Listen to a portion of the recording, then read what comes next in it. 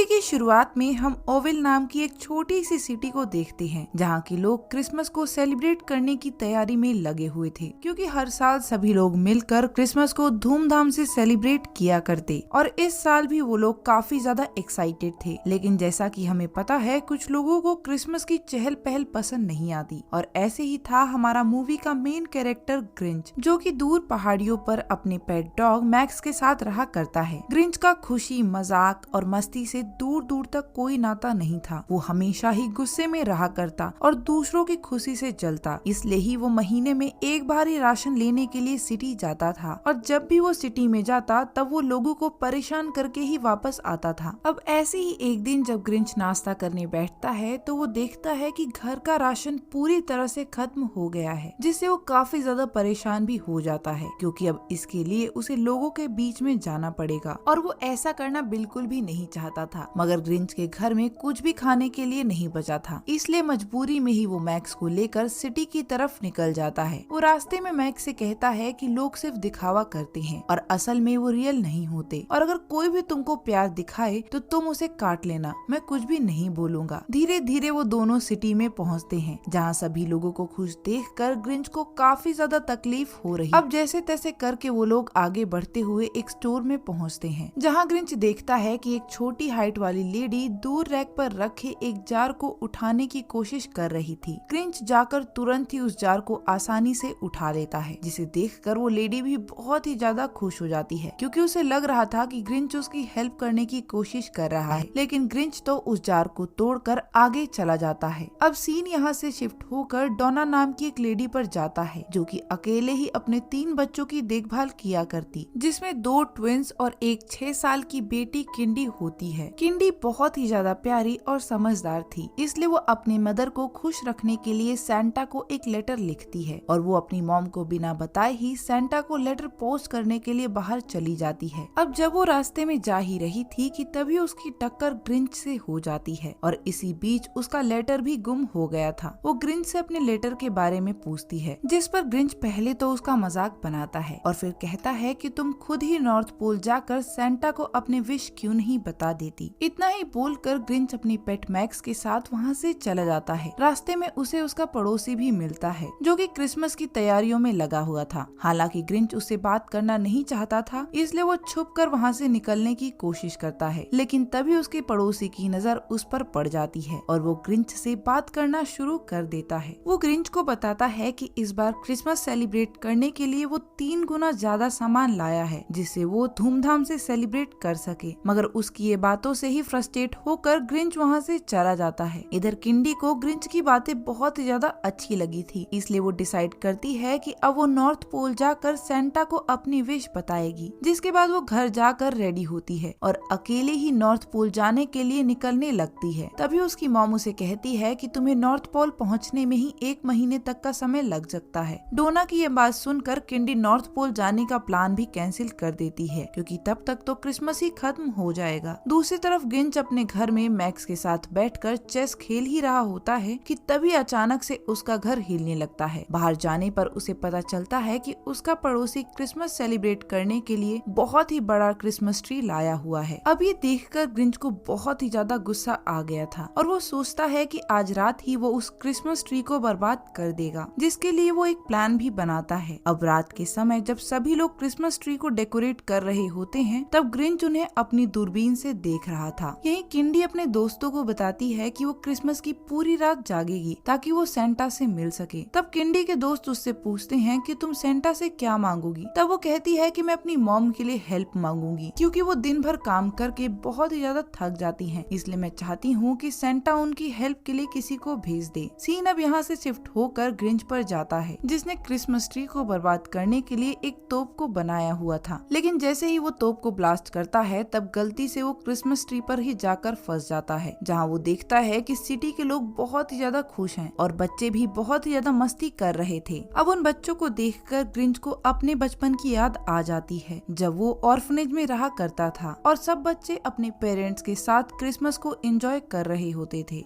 लेकिन वो अकेले ही सब कुछ देख रहा था। और उसी दिन से उसने डिसाइड किया कि क्रिसमस एक बहुत ही खराब त्योहार है, इसलिए वो कभी इसे सेलिब्रेट नहीं करेगा। अब ग्रिंच अपनी पुरानी बातों को सोचते हुए घर वापस आ जाता है। यहाँ वो फिर से सभी के क्रिसमस को बर्बाद करने का सोचता है और इसी बीच उसे एक आइडिया आता है कि अगर वो सभी लोगों के गिफ्ट चुरा ले तो सभी लोग उदास हो जाएंगे और उनका क्रिसमस भी इससे खराब हो जाएगा। इसलिए वो किताब में पढ़कर सेंटा के बारे में जान लेता है ताकि वो उनकी तरह ही ड्रेसअप हो सके। इधर टाउन में किंडी अपने दोस्तों को इलेक्ट्रिक लाइट से सजे सेंटा की मूर्ति दिखाती है, जिसे देखकर सभी लोग काफी ज्यादा खुश हो गए थे। यहीं वो उन सभी को बताती है कि आज रात को जब सेंटा यहाँ आएंगे तब मैं उन्हें अपने पास ही रोक लूंगी ताकि वो मेरी सभी विशेष को पूरी कर दें। अब इसके बाद अगले दिन ग्रिंच सभी के घर का एड्रेस निकालता है जहाँ से उसे क्रिसमस गिफ्ट चुराने थे। वहीं सिटी में सभी लोग क्रिसमस की खरीदारियों में लगे हुए थे। चारों तरफ खुशियों की लहर दौड़ी हुई थी क्योंकि अब क्रिसमस में 8 घंटे ही बचे थे। इसलिए किंडी और उसके दोस्त सेंटा का वेट कर रहे थे और इसी के साथ ही वो सेंटा को फंसाने के लिए ट्रैप भी बना रहे थे। वहीं दूसरी तरफ ग्रिंच भी सभी का क्रिसमस बर्बाद करने के लिए पूरी तरह से रेडी था। वो एल्फ की जगह पे मैक्स को लगा देता है और सिटी पहुंचते ही चिमनी के थ्रू सभी के गिफ्ट्स को चुराने लगता है। इसी सब में वो किंडी के घर भी पहुंचता है जहां किंडी ने पहले से ही सेंटा को पकड़ने के लिए ट्रैप लगाया हुआ था और बेचारा ग्रिंच उसी में फंस जाता है, जिसके शोर से किंडी की भी नींद खुल जाती है। और जब वो ग्रिंच को देखती है तो उसे लगता है कि वो असली सेंटा है। वो तुरंत ही उससे विश मांगती है और कहती है कि सेंटा प्लीज मुझे मेरी मॉम डोना के लिए कोई हेल्पर दे दो, क्योंकि वो हमेशा ही हमें खुश रखने के लिए बहुत ही मेहनत करती हैं। मैंने उन्हें कई बार परेशान देखा है, इसलिए आप प्लीज उनकी हेल्प करो। किंडी की ये बात सुनकर ग्रिंच भी काफी इमोशनल हो जाता है और वो किंडी को वापस सो जाने के लिए कहता है। किंडी ग्रिंच से कहती है कि कितना अच्छा हो कि अगर आप भी हमारे साथ क्रिसमस सेलिब्रेट करें, हम लोग साथ में मिलकर गाना गाएंगे